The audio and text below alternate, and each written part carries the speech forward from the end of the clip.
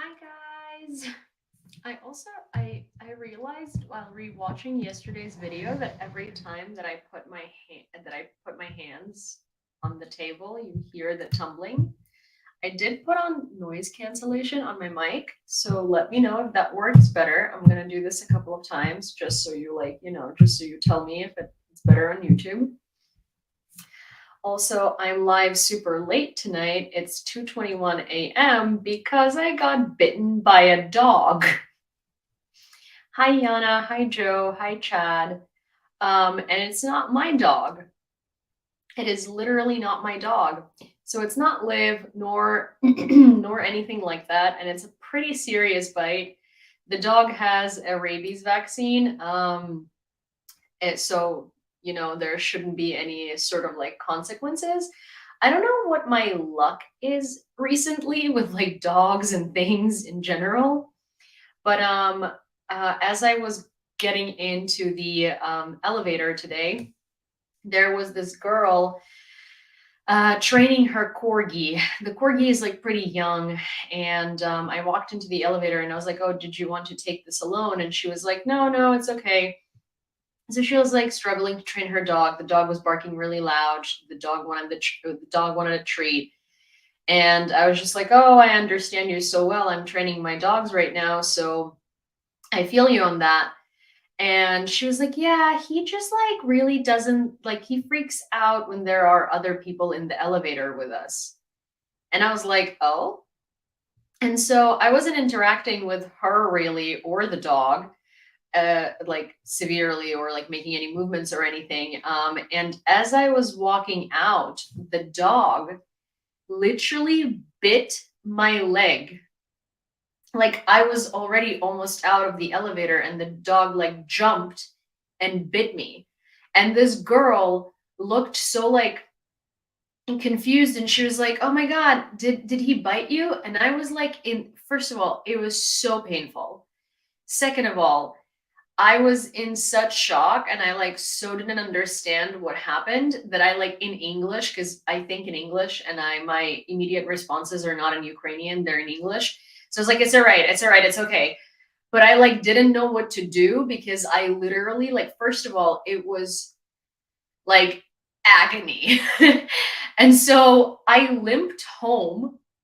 So it's like right here, it's covered, and I've put all sorts of ointment on my leg. Like I washed it. I put like chlorhexidine. I put hydrogen peroxide on it. And then like as I got home, I like called my dad because I was still in the state of shock, right? And I was like limping because my pants were like really loose, and so every time I would walk normal, my pants would like get my pants would like hit my leg basically, and it would hurt. And so I literally was like, I was just in so much. I didn't know what to do. Like I was shocked. And so I called my dad and I was like, "Hey, what do you do with a dog bite?" Even though like I know what to do with a dog bite, but like anytime that I've been bitten by a dog, it's been like dogs fighting with each other and me trying to like get them, like take them, put them apart.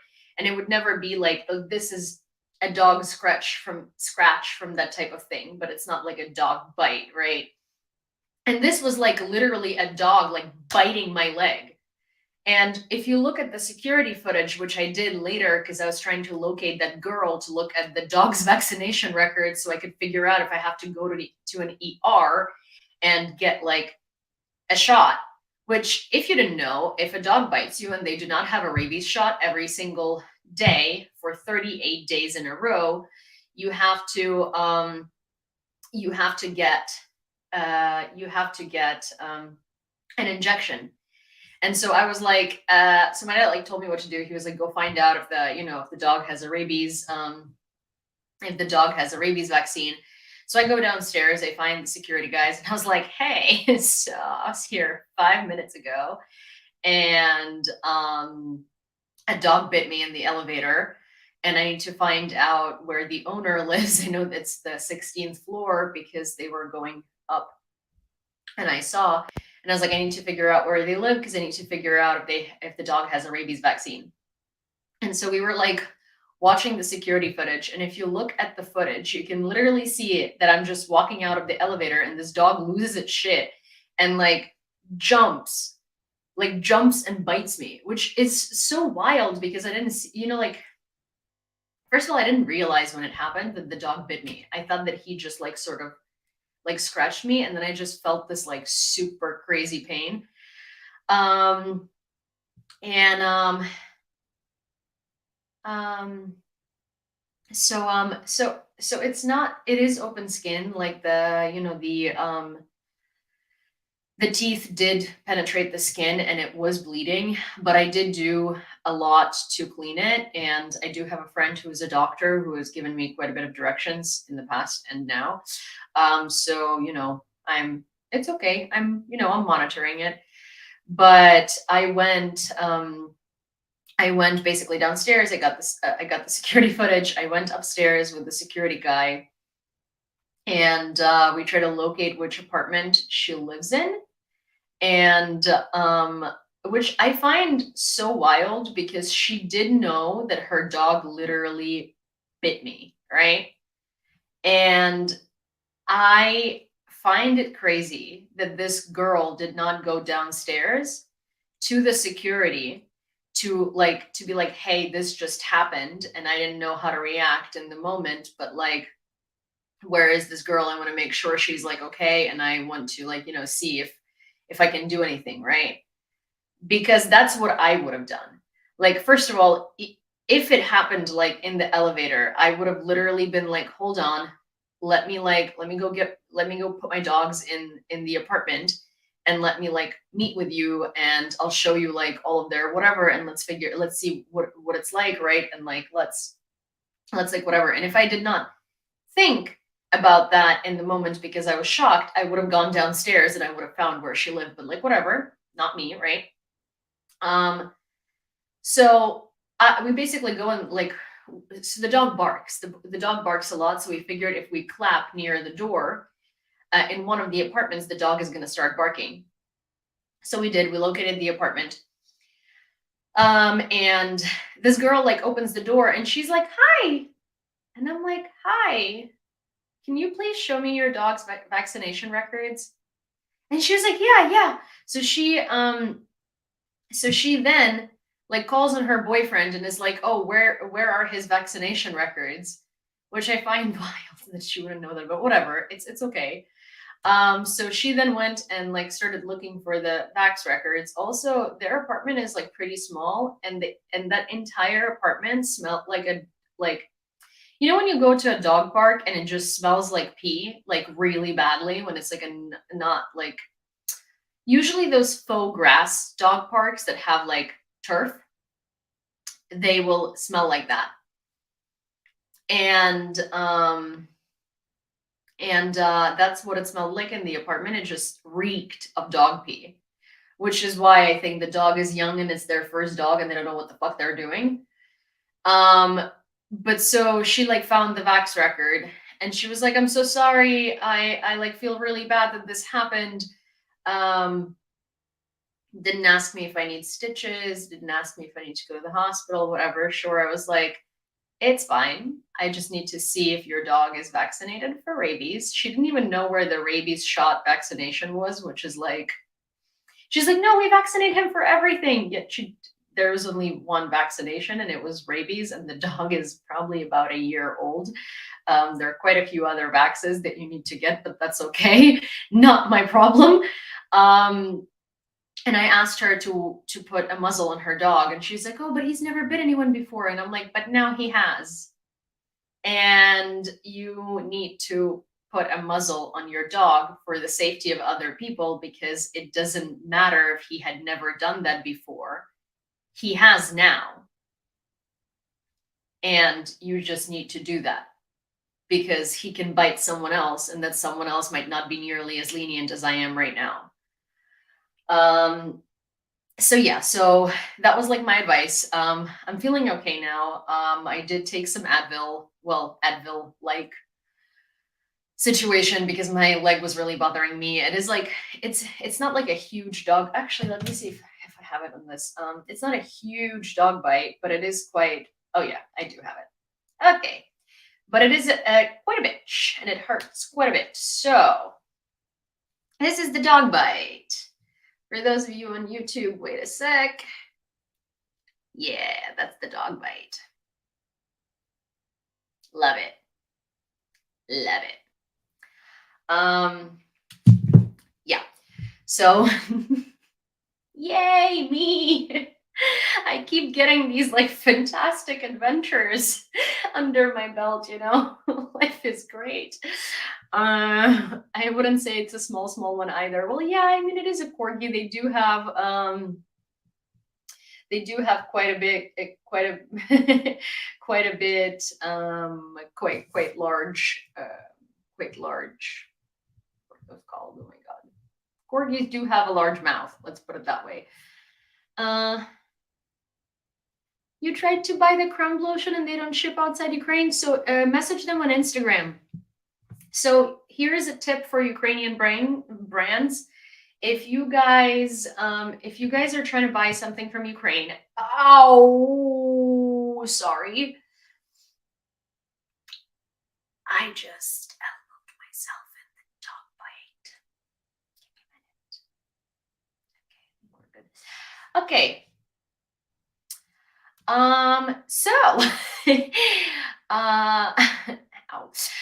So if you're trying to buy something from Ukraine and their website doesn't ship abroad, you should just message them on Instagram and tell them where you live and see if they will ship it that way. Normally they will, and they will calculate shipping for you as well. So a lot of Ukrainian brands operate through Instagram, and they do always respond. Instagram is a very good tool for communication for Ukrainian brands. Crumb does have Instagram. They do respond very well, because every single time I've tagged them, they actually responded to me.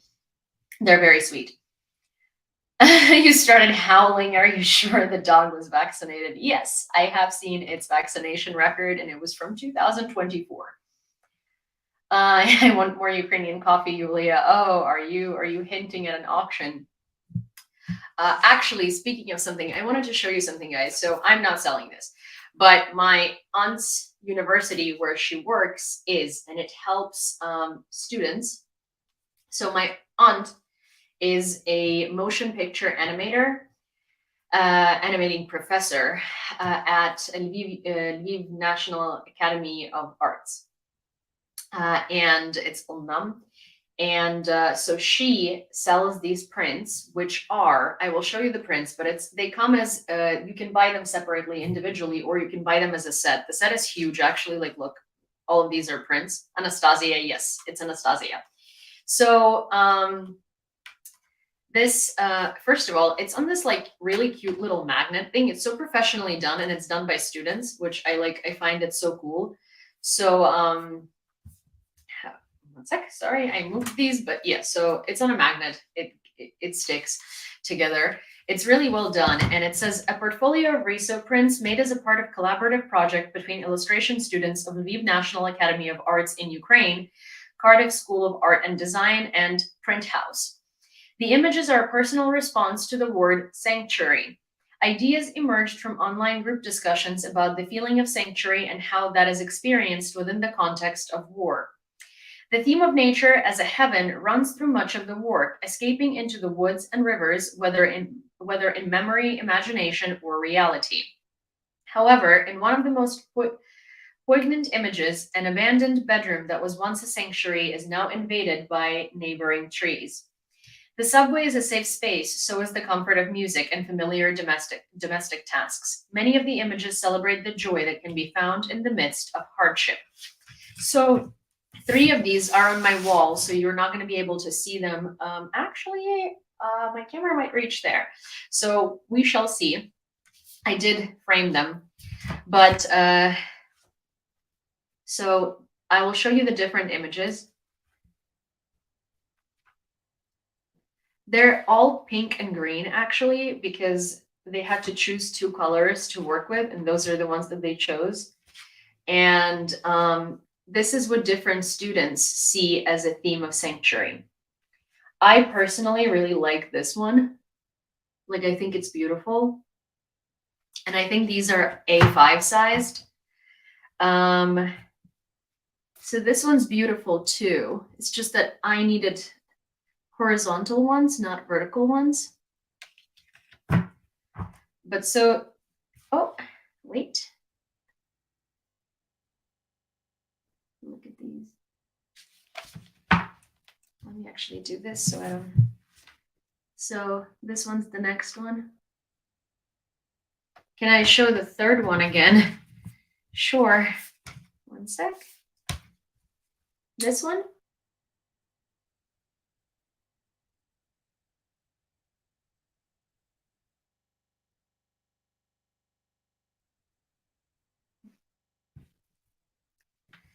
Okay, 1 second. This one.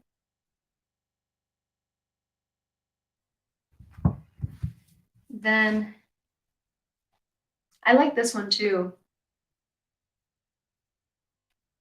Those work on a collage wall. I have a wall for them. Yeah, so it's kind of like what I was hoping of doing here. So this is not a media I use. This is a project done by, in collaboration between, are they available for purchase? Yes, they are. 1 second.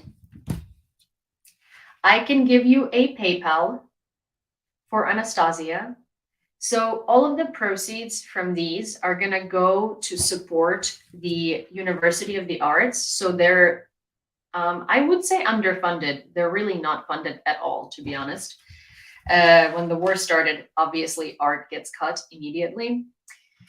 So they're trying to build a new lab, and we've fundraised for them before, actually, from some fundraisers and from the fundraisers that Rob has done on LinkedIn. We have transferred them, I think, about a little over $1,000 maybe.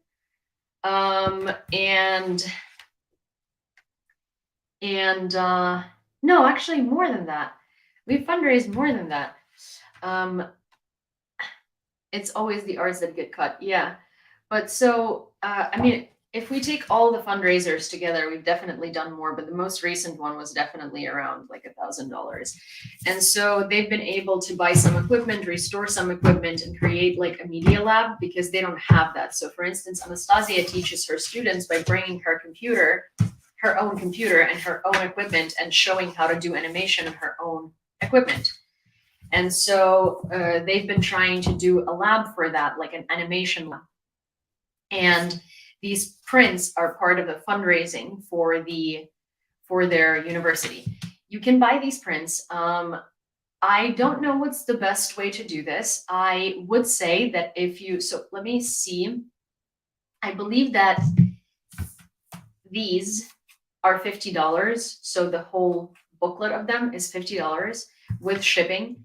And what you can do is I can give you Anastasia's PayPal, and you can do, I love that hourglass cent timer. So they're individually $8 per print, I believe, with shipping. If you want to buy a set of prints, then I give you her PayPal, and you can PayPal her saying 4 prints and then your address. And she is much better with shipping things than I am because she goes to the post office almost daily. So they should be on their way like almost immediately. Well, not immediately because it's 2:40 in the morning right now, but you get what I'm saying. So her PayPal is, let me see. Yeah, she also like wraps them up really nicely. Let me see if she's still awake, because if she's awake, then I can ask her actually which PayPal she wants me to use.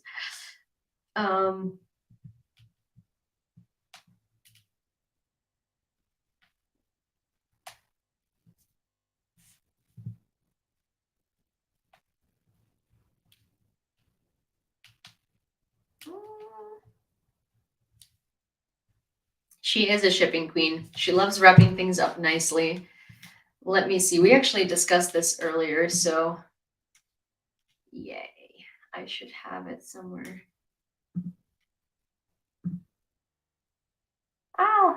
Also, Ozzy, thank you so much for gifting memberships. I think maybe let's wait till tomorrow's stream. I'll wait for her to respond to me, and I will post like a community post with the prints and the pricing and where to send them. I just received them today, so I was very excited. I was very excited. Thank you, Ozzy. I was very excited to share because I had just put them on my wall as well, and I'm really loving it. And I'm starting to like put some art on here. There is like this fake IKEA. Well, it's not fake. It's IKEA's competitor. It's called Jysk or JYSK, and they're a much cheaper IKEA, and frames are 100 hryvnias, which is about it's like a little over. It's like 350 per frame, and they're like those Target type frames. So I went and got $3.50. So I went and got like 4 little frames, and and put art in them. It was like Christmas getting package wrapped by Anastasia. I know, yes, she's really good. Let me see if I missed anyone's messages. He started howling. I'm glad you're fine. Yeah, I am. Fine is, yeah, thank you so much, Ozzy. I saved my Google Rewards points. Aw, that's sweet. Also, hi everybody on the live. Sorry, I feel like every night I go on here, I'm like, hey, sorry, I'm out of it today because this horrible thing had happened or that horrible thing had happened. And I'm just like, well, I got bitten by a dog today. I think that's a pretty goddamn good excuse. Hi, John. Let me remind you, we're going to get into the news immediately. Let me remind you that our fundraiser is at $11,638.64. So that is $11,638.64. And if you would like to donate for the fundraiser, we're so close to the goal. We're like $3,361.37 away from the goal, and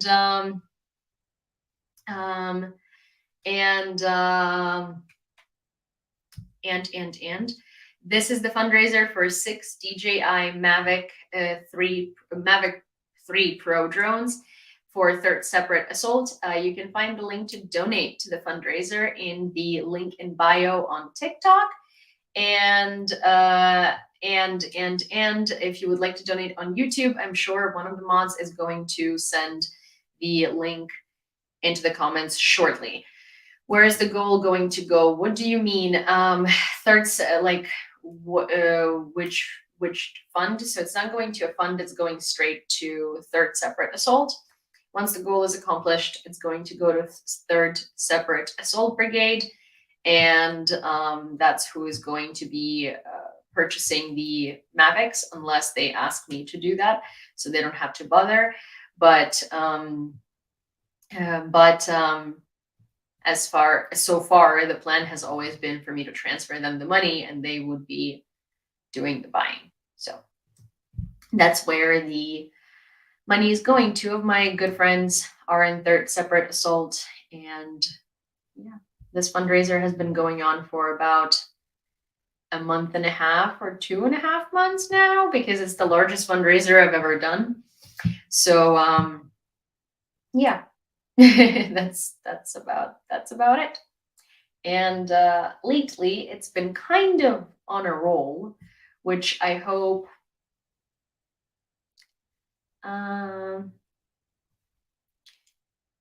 So someone says, can I also donate for humanitarian assistance? I have moral objections to funding weapons. So I'm not a charity, right? So if I only ever fundraise for things that my friends who are at the front ask me for. DJI Mavic 3 Pro drones are not weapons, they're surveillance drones. And those are reconnaissance drones, and they're not meant to harm anyone. In fact, they're meant to help Ukrainian military avoid being seen by Russian military or avoid getting hurt. So these are not weapons by any means. They are reconnaissance drones. So by donating for reconnaissance drones, you're not donating to weapons. Also, here's the thing. I've said this before, but I'll actually repeat it again. I think that a lot of people have moral objections to donating towards weapons, and that's because their countries and their militaries have probably done things that are questionable and that are morally corrupt.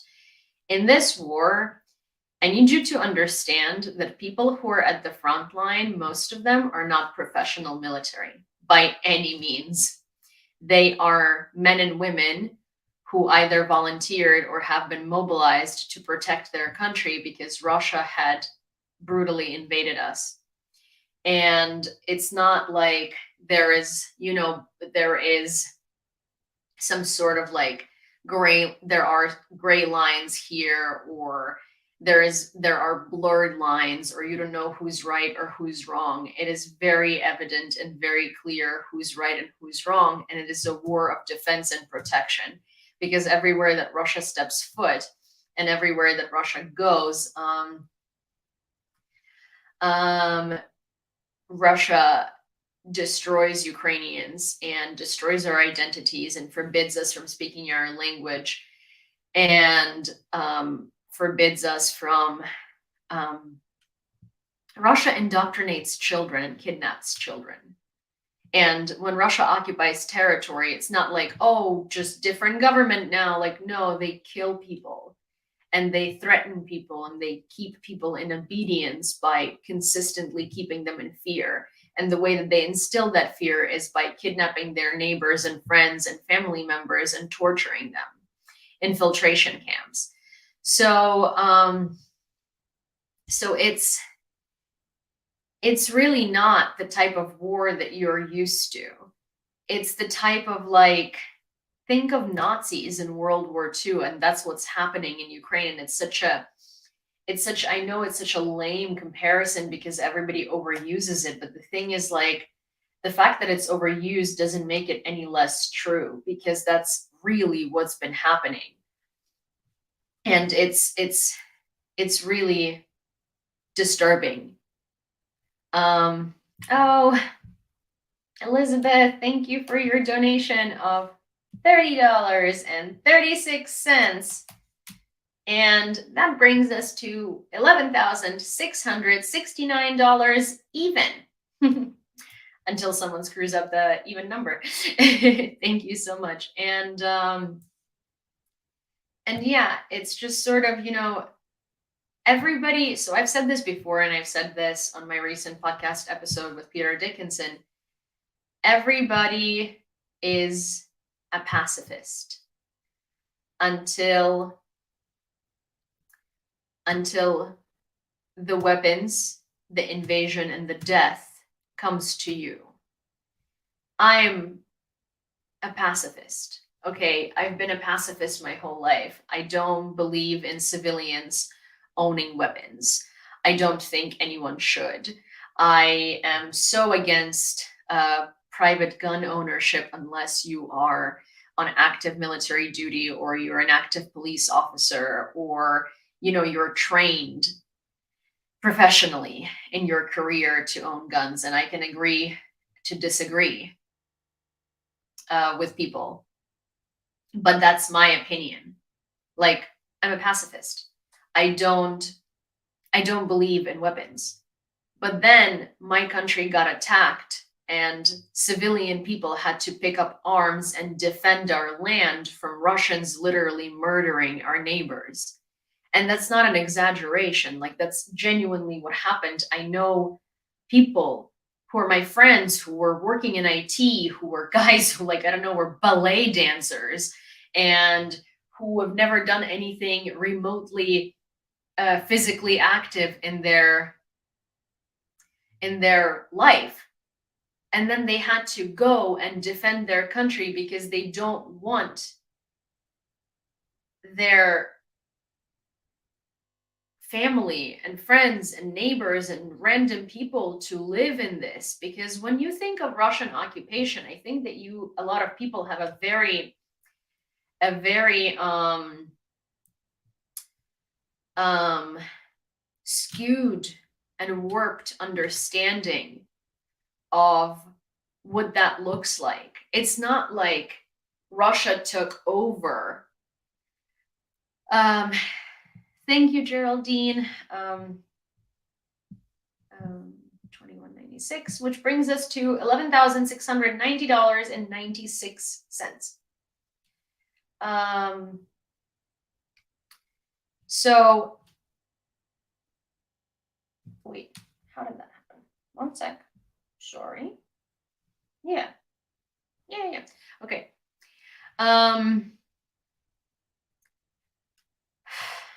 What was I going to say? Yeah, so it's not like, those people that live in Donetsk or Luhansk, it's not like Russia came in and just set up shop and now people just live under a different government. They don't. Listen to Oля, that Olga girl on TikTok. She's from Donetsk, and she tells a lot of stories of her acquaintances and people that she just, that she like lived near, or people from her school being taken to izolatia. Izolatia means isolation. And this is one of the torture chambers that Russians have set up in Donetsk, where they have been taking people. Like, it's not, it's not some it's not just like a change of government. It's not like someone just came in and replaced the order with a different order. Like, no, people cannot be who they want to be. They cannot leave their home. They cannot without like their phones being checked and without fear, because it's been 10 years of living in this persecution. There are a lot of people who are married to men that have been brainwashed, who are now fighting on the side of Russia because they genuinely now think there are Nazis in Ukraine coming for them. And these are people who lived in Ukraine. The reason why they feel that way is not because they've ever seen this happen. It's not because they've ever experienced danger or something like that. No. It's because once Russia came and occupied Donetsk, they took out all of their communication with the outside world. They listen to they're not even Russian news. It's not Russian TV channels. It's TV channels that are specifically meant for the occupied republics. They have their own TV channels, and it's propaganda all day, every day. Radio, also special channels. They're all designed specifically to keep these people in the information bubble of these pseudo republics. It's not just a change of government. Even like not just an illegal change of government, that wouldn't be okay either. But I'm just saying that this is actual genocide, because they are destroying people's Ukrainian identity. And they are imposing these pseudo republics identity on them, but not because these people want a new identity, but because they've been brainwashed. For 10 years, they've been living in a bubble thinking that there are Nazis at their border coming to kill them, when that was never the case. And they've never seen those before. And when you start talking, multiple of my friends who were in captivity in Donetsk, when they defended Mariupol, they were taken to Donetsk in captivity. And a lot of the officers that were watching them were actually from Donetsk. And they would be talking to them. And my friends who are soldiers, who are Ukrainian, who were kept there as POWs, And they said that they would start that they would start asking them these questions, if they had ever seen these Nazis, if they have ever experienced discrimination before. And these guys would stumble because when you think back 10 years and you think back 20 years, that's not true. It never happened. So they're like, so how are you believing this? And they're like, we just know it's true. Because they live in this bubble. Like they would be asking, why did you come? So for instance, my friends who defended Mariupol, these Russian soldiers and these soldiers from the pseudo republics who used to be Ukrainian, I just can't call them Ukrainians really anymore. The people that are like actually identify as the pseudo republics, and not the ones that are surviving and pretending. And they would be like, why did you come to Mariupol, to our land? Why did you go there? Why did you go fight there? And Ukrainian and these soldiers mostly are from Mariupol. For instance, my friend Tork was like, what do you mean, why did I come there? You came to my city. I've lived there I was born and raised there. I've lived there my entire life. What do you mean, why did I come here? I didn't come here. You came to me. You came to my city to save me from what? From me? Like, you came and destroyed my city, killed people, killed so many of his friends, and you're asking me why I came here?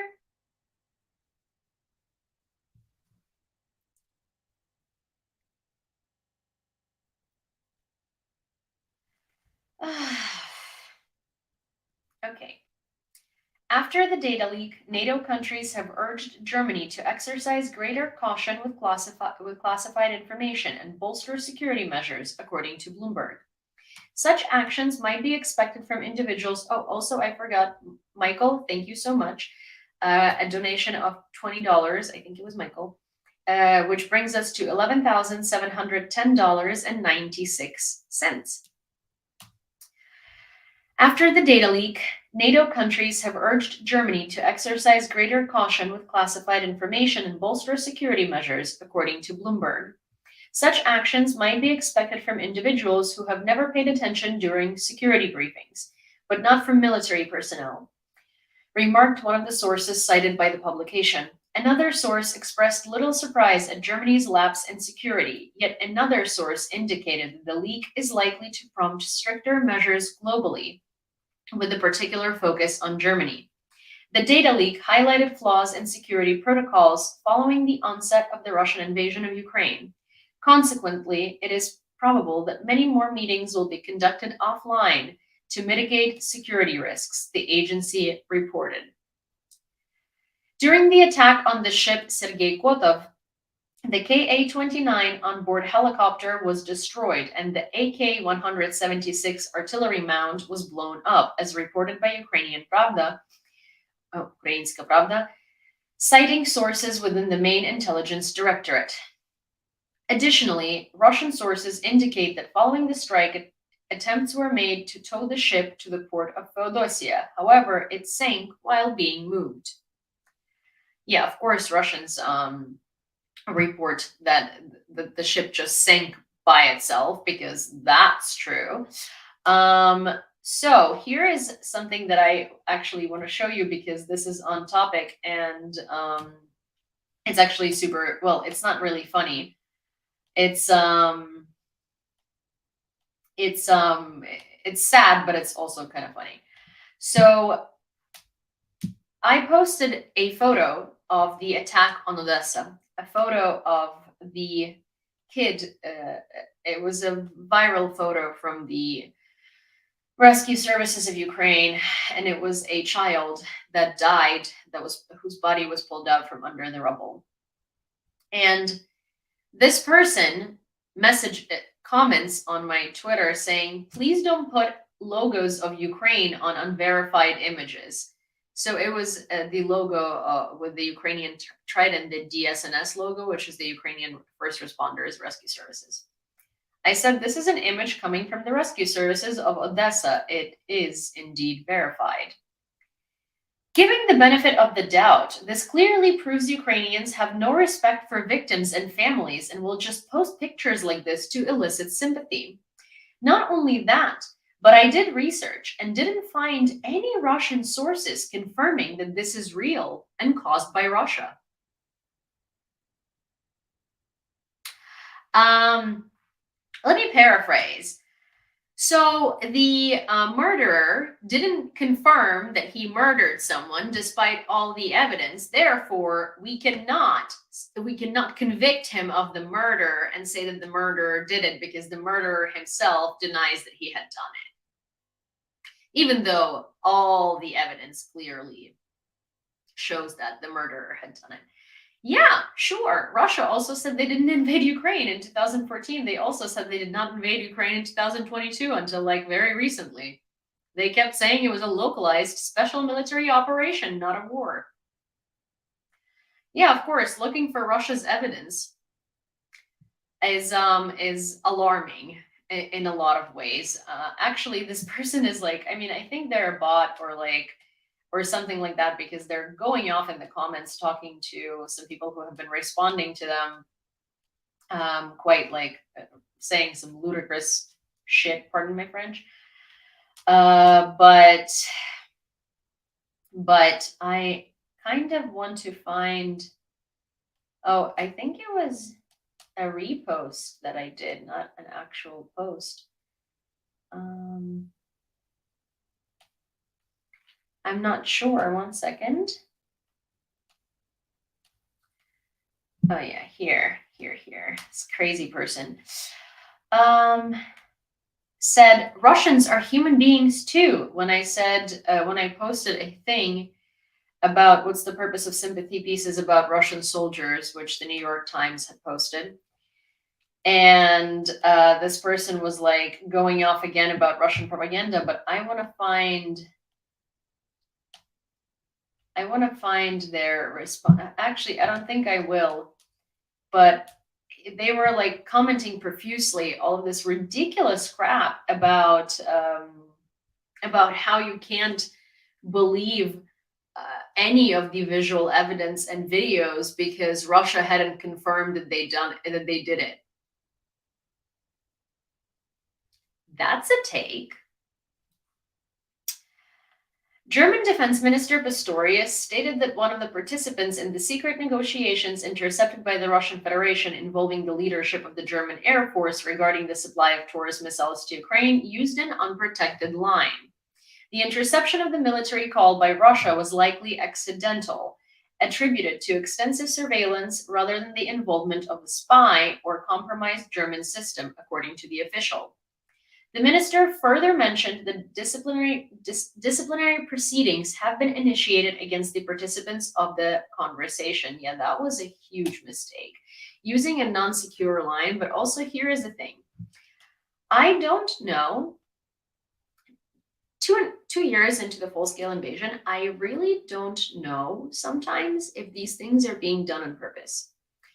Because I don't believe that the German military would be so dumb as to use an unsecured line to be talking about Taurus missiles, which is something that has been the talk of the town and a really big deal. And Germans have been making it a super big deal that they can't be giving it to Ukraine. I feel like they are doing it on purpose to kind of blindside Russia and to kind of show that they are talking about it. They want, like, a lot of these communications and a lot of these op-eds and a lot of these articles come out at a specific time because they're aimed at confusing. And so I'm not saying that that's exactly what it was, right? We don't know, and there is no way to know. But it is one of the possibilities that this is actually not a leaked call at all, but was specifically designed to be intercepted. So yeah, so I'm not saying yes, I 100% believe that this was the intention behind the situation. No, it could have been an intercepted call. It's just it's hard to imagine that Germans would be so, Germans being so careful with things that they do. it's hard to imagine. It's hard to imagine that they would be this stupid in this case. But again, Empress says, to be honest, stupidity when it comes to security is shockingly high. But that's true as well. But so that's just food for thought. Again, do not take that as a confirmation of anything. I'm not stating that I believe this was the case. I'm just saying that it could be. So we are at $11,710.96. Shocking that no one had evened that amount out yet. Over the past few months, Belgian Prime Minister Alexander De Croo revealed that Belgium has expelled numerous individuals it identified as Russian diplomats, who were believed to be functioning as outright spies. De Croo noted, if we take a firm stance against Russia, we often find our websites targeted by cyber attacks within hours. Yeah, that's what Russia does. The Prime Minister also highlighted Russia's involvement in numerous disinformation campaigns within Belgium. For instance, during the pursuit of Jurgen Konings, a former private soldier who threatened virologists and the Belgian government during the COVID-19 pandemic in 2021, our security services suspected organized disinformation campaigns at crucial junctures. Regarding the financing of Belgian aid to Ukraine, De Croo pointed out that Putin is footing the bill. Thank you, Jason. Plus $30, which puts us at $11,740.96.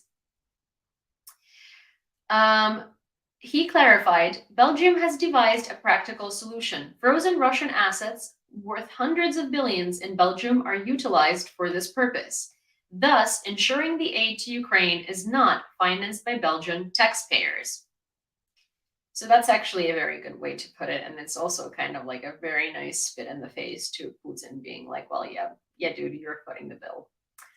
The European Commission unveiled the inaugural European Defense and Industrial Strategy at the EU level, emphasizing the integral involvement of Ukraine. This strategy delineates the current challenges confronting the European Defense Technological and Industrial Base, EDTIB, while also identifying opportunities to maximize its potential. Furthermore, it sets forth the trajectory for development over the next decade. Isn't France blocking the use of frozen Russian assets? Well, not really. So Macron lately has become, he probably either heard he must have heard some information. Someone must have changed his mind. But so a lot of countries were blocking the use of frozen assets for weapons, but not for reconstruction of Ukraine.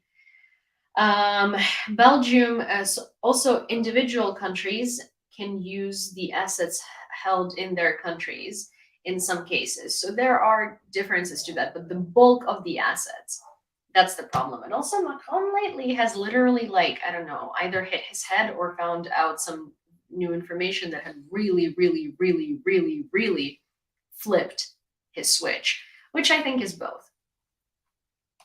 Cinny.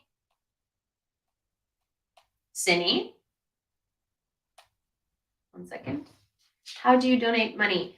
To the fundraiser, you can go, so if you would like to donate to the fundraiser for Third Separate Assault, then you go to my profile and there is the beacons.ai link and it'll bring you here. Sorry, my internet is bad. And you go here and there is PayPal, Venmo, Revolut,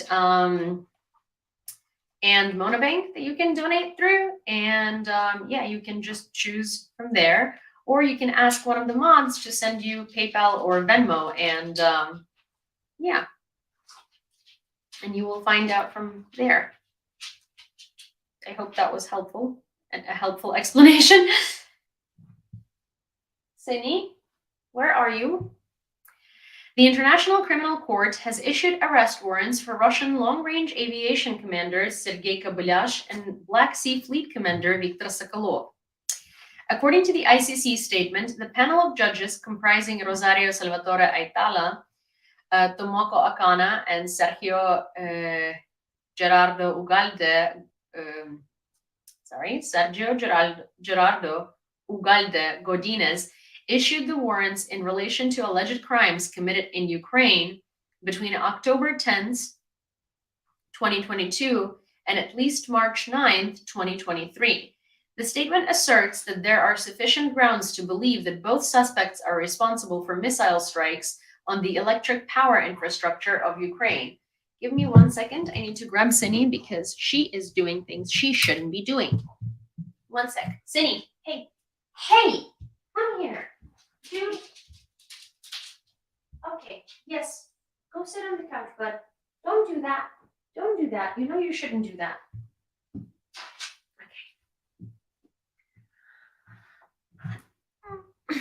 Okay, 1 sec. Sorry. If I missed anyone's donation, please let me know. Hi, Clem. Hi. Okay, 1 second. Sorry. Pre-trial chamber has determined that both suspects are accountable for missile strikes on Ukraine's electric power infrastructure executed by forces under their command during the specified period. The chamber asserts there are reasonable grounds to believe that they bear individual criminal responsibility for the aforementioned offenses. Additionally, they are believed to have committed these crimes jointly and or through others, either by issuing orders to commit the crimes or by failing to exercise adequate control over the forces under their command, as outlined in court notices. So yeah, these are Russian commanders who authorized strikes on Ukraine's power grid. I mean, here's the thing, it's nice to see that people are taking it more seriously, right? And they're sanctioning these people and they're issuing international criminal court warrants. But at the same time, like, every Russian commander, every Russian soldier, every Russian politician, they're all guilty of authorizing these things and committing these things. And every single airstrike on Ukraine is an airstrike on civilian infrastructure. It's not an airstrike on military infrastructure. So it's not just against the power grid that people that we should be issuing international criminal court warrants. It should be for participating in this war to begin with. Emmanuel Macron urges allies not to be cowards when it comes to Russia's war against Ukraine. We are certainly approaching a moment in our Europe when it will be appropriate to not be a coward, Macron said during his visit to Prague. According to his statement, France and the Czech Republic are well aware that the war has returned to Europe, that some powers which have become unstoppable are extending every day their threat of attacking us even more, and that we will have to live up to history and the courage that it requires. Which again, Macron is the last person to sort of say that because he's also the person who's been blocking a lot of things, flip-flopping. He's been kind of on the side of Ukraine, but also very cautious of Putin and things like that. And it's just, I tend to see through his sort of, people tend to think like, oh my gosh, he's finally got it. And I don't know, he has periods of time where he is being very reasonable and very rational. And then he has periods of time where he's being a Russian sympathizer. And so I just, I tend to err on the side of caution with this one. I don't know if he's being sincere, but I do agree with what he's saying. Oh my gosh, thank you, Ozzy. Another 5 gifted memberships. That's so sweet. Thank you so much. Thank you. New Hungarian President Tamás Sulok officially takes office. I might have mispronounced his name. If you're a Hungarian and know how to say that, please do let me know. After being elected, he took the oath of office and, according to constitution, assumed office on the 8th day following the announcement of the election results in case of early termination of the former president's powers. The interesting thing is, he doesn't decide much. Like in Hungary, the prime minister decides most of the things, and that's Orbán. So it really, even if this guy is great and good and not bad, and pro-Ukrainian. He really doesn't have enough pull because the government in Hungary is so corrupt and the corruption goes so deep that it's going to be incredibly hard for him to influence anyone as they're all subordinate to Orban. Also, I was just talking, hi Grumpy, I was just talking to someone the other day, someone Ukrainian, about why the West is so scared to send the weapons that we need, and they're constantly terrified of like escalating, right? So if you actually look at most of the politicians, except for Macron, who are responsible for these large decisions in most European countries, they're kind of dinosaurs. And I mean that with like all due respect, but these are old men in power. And if you think about it, these guys were growing up and forming their identity during the Cold War. So I think that these guys still inherently treat Russia as the Soviet Union. And while they've seen time and time again that Russia is a paper tiger, I think that they can't shake that feeling that it isn't, because that's something, and that's an imminent threat that they grew up with. And I mean that so genuinely, because that is reasonably the idea why these guys are so reluctant in giving Ukraine weapons, and they're constantly scared of Russia, no matter how many times Russia proves that it is just a useless, dying empire.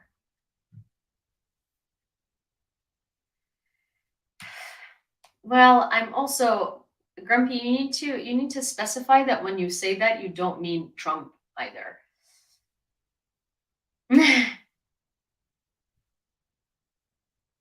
Oh, thank you, Ozzy.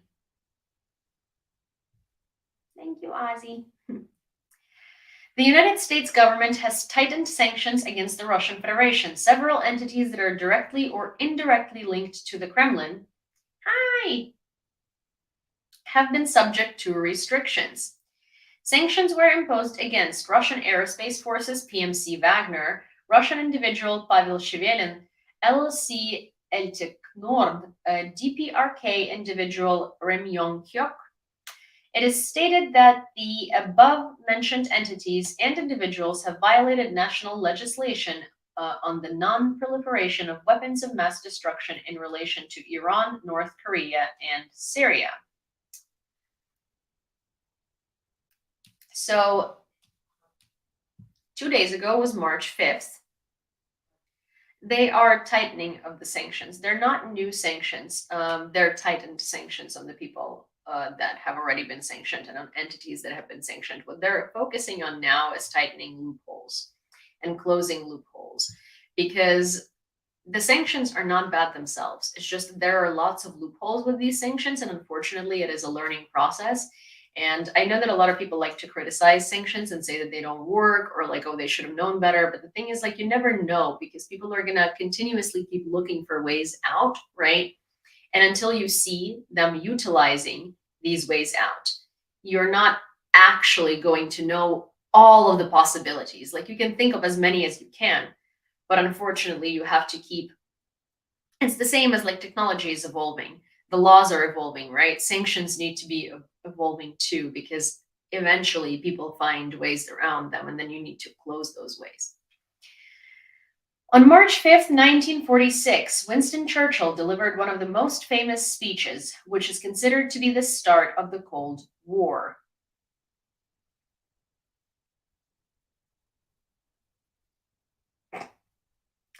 It's crucial to remember the lessons from those times, especially now. Russia now has them too. That's why Ukrainians are also hoping for some solid backup from their friends. So some lovely troll on YouTube says this, and I'm going to read it because it's so funny to me. Please explain how support for Ukraine and its ambitious agenda to join NATO and the European Union has made Ukraine a better place for Ukrainians, as it looks like nothing has changed since the 1990s. Okay, but I was born in the 1990s, and I've lived in Ukraine until I was 16, and then I lived in the US for 13 years. I moved from New York to Kyiv a couple of months ago. after 13 years of living in America. And you know what? I think Ukraine is more advanced than the United States in so many different ways. And yeah, nothing has changed since the 1990s. Well, I don't know what you're talking about, bud, because so my childhood in the 1990s was such that my parents had to send me outside of the city because quite often and pretend like it was for my own good, yet it was actually done because, there was danger in the city. You know why there was danger? Because when the Soviet Union inevitably collapsed, which is a good thing, a lot of businesses and a lot of structures collapsed. So people didn't know how to make money. So a lot of gangs actually formed and a lot of people were doing really bad stuff. So yeah, in Ukraine in the 1990s, you couldn't actually safely walk outside because you could be caught in the crossfire between two gangs. So yeah, right now it's a very safe country, and if it wasn't for fucking Russian airstrikes and if it wasn't for the war, it was actually really nice. We don't have that high of crime rates. And I feel very safe walking around Kyiv at night, although I don't do that right now after midnight unless I'm going to walk my dogs in the yard of my building because, well, curfew, because we're in the fucking full-scale invasion. You know what else is really cool about Ukraine is something I don't think you understand because you don't have that. It's like, for instance, when I sit at a cafe, right, and I want to buy and I want to check out, I don't have to wait for the waiter to bring me a bill because there's a QR code on my table that assigns the amount that I owe to the institution that I'm sitting in, and I can just pay it through a fucking QR code. Also, a cool thing is that I don't have to stand at the post office with like a 90-year-old lady screaming my name and trying to figure out where my package is going. In my post office, I literally come in, they scan my account, I give them the package, they ask me for my phone number, they ask me for the phone number of the person who's receiving the package, and they have the address for both of us. So it's really easy. Other things include, do you need to carry a driver's license with you? Because I don't. I have it in my phone, as well as my passport, my international passport, my birth certificate, my taxpayer document, my social security number. If I had a kid, I would also have all those things for my kid. I can get married in that app. I can pay my taxes in that app. I can pay utilities in that app. I can do a lot of things in that app. I think a lot of things have actually changed in Ukraine since the 1990s because you have not been to Ukraine in the 1990s, and I have. And I have also been to Ukraine today, but you haven't. Because clearly your salary of a troll is not enough to actually have ever taken an international flight out of the country, and you likely spend all of the money that you make writing these dumbass comments on vodka. Are we clear?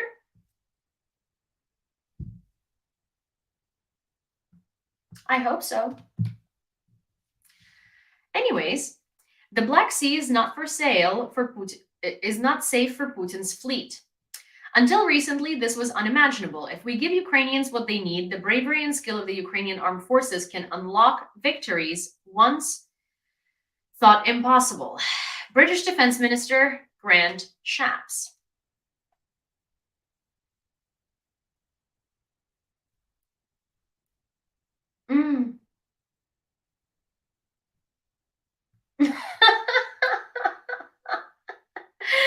That's so, ow. Sorry. Again, I hit my dog bite. Sorry. Oh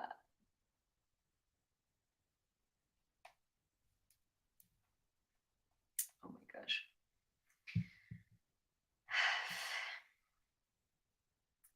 A retired U.S. Air Force lieutenant colonel has been accused of disclosing classified information about Ukraine and the country's national defense on a dating site. The U.S. Department of Justice revealed that 63-year-old David Franklin Slater, who recently served as a civilian employee of the U.S. Air Force at the U.S. Strategic Command, U.S. Stratcom, engaged in communication with an individual posing as a Ukrainian. The individual frequently requested intelligence from Slater, referring to him as her favorite secret informant and secret agent. From approximately August 2021 to April 2022, Slater had access to classified information and attended briefings on the Russian conflict with Ukraine. Slater has been arrested and faces a potential sentence of up to 10 years in prison. This is wild. for someone to be giving info to people on dating apps is wild, absolutely unimaginably wild. It doesn't matter if you like think they're real. You don't know this person. How are you giving military intelligence to people on dating apps? Like, I think 10 years is not enough. Like, this is not a stupid mistake. Like, you're a lieutenant colonel and you are giving info to someone on a dating app on literally unclassified information. Are you okay? And these are people who want to, like, who want to seem cool because they want to get laid. And it's like, sir, if you need to use classified military intelligence to look cool so someone will sleep with you, I have really bad news for you, buddy. Anyways, that is where we are wrapping up today. Thank you guys so much. I have to go to sleep. It's 3:30 in the morning, and it's about time that I need to go wash my wound again. For those of you who missed it, a dog bit me in the elevator today, a random corgi. I didn't even interact with the corgi. So I have no idea what was on this dog's mind, but I now have a massive dog bite on my thigh. And it's not fun. It hurts like a bitch. Hurts like a motherfucker, actually. And I'm really not happy about it. But it's okay. We will live.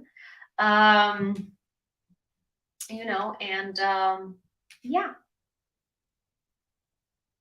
Something worth under forms something. Oh, thank you, Truthful. Thank you. Thank you so much. Героям слава. Надо бранить. Thank you, Truthful. And Antelopes. Hi. You are hiding over there in the background. How not cool. Just like sitting there, not saying anything.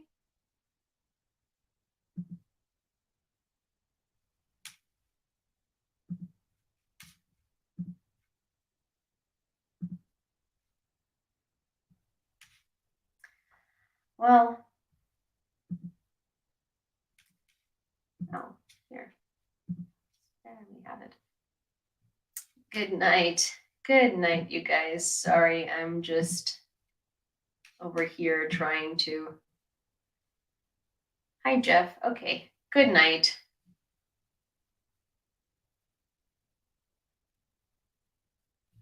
Bye. Good night. Oh, hi, Debbie. Night, Debbie.